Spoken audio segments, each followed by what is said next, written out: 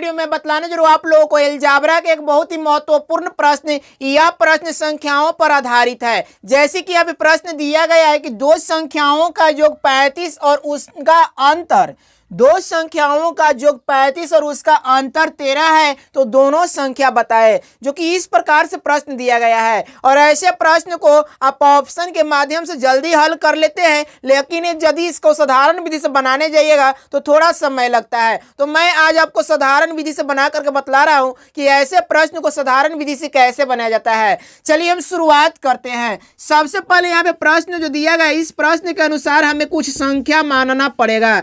तो हम क्या करते हैं, यहाँ पे लिखेंगे माना कि पहली संख्या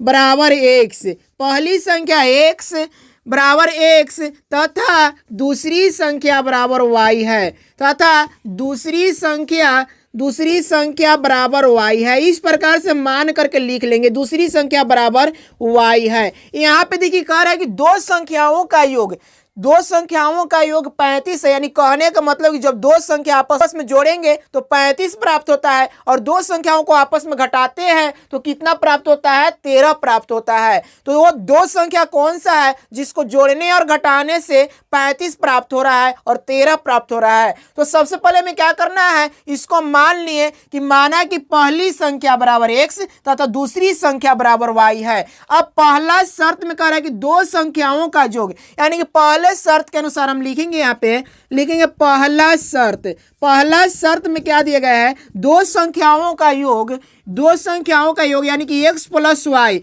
योग मतलब जोड़, दो संख्याओं का योग x प्लस वाई, यही दो संख्या माने ना x प्लस वाई। तो यहाँ पे दोनों का योग कितना दिया गया है, तो दोनों का योग 35 दिया गया है। यहाँ पे क्या करेंगे, 35 लिखेंगे, फट से इसको बांध लेंगे समीकरण 1।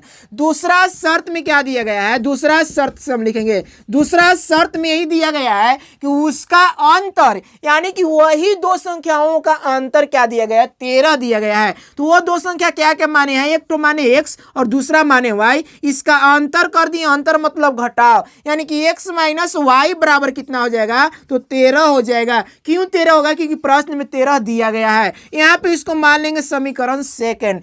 अब क्या करते हैं, समीकरण फर्स्ट और सेकंड को हल करते हैं। तो लिखेंगे समीकरण फर्स्ट और सेकंड से, समीकरण फर्स्ट और सेकंड से। समीकरण फर्स्ट कितना है, तो x प्लस का y बराबर का 35 है और समीकरण सेकंड कितना है, x माइनस के y बराबर क्या है, 13 है। इसको अब हल करिएगा तो यहाँ पे क्या हो जाएगा, ये प्लस का y और माइनस का y 0 हो जाएगा और यहाँ पे प्लस का x और प्लस का x जुड़ करके क्या हो जाएगा, 2x हो जाएगा और यहाँ पे 35 और 13 को जोड़िएगा तो कितना हो जाएगा, 48 हो जाएगा। यहाँ पे कितना होगा, 2x बराबर 48 होगा। लिखेंगे 2x इज इक्वल टू 48, इसीलिए यहाँ पे x का मान निकालेंगे। तो यहाँ पे इसको 2 को इधर साइड चेंज करिएगा तो कितना हो जाएगा, गुणा में इधर आकर भाग में हो जाता है, यानी कि बटा का 2 हो जाएगा। बटा का 2 का मतलब इसको काटिए तो कितना हो जाएगा, 24 हो गया। तो इस प्रकार से x का मान कितना आ गया, 24 आ गया। जब x का मान 24 आ गया तो y का मान निकालने के लिए क्या करना है, समीकरण फर्स्ट या सेकंड,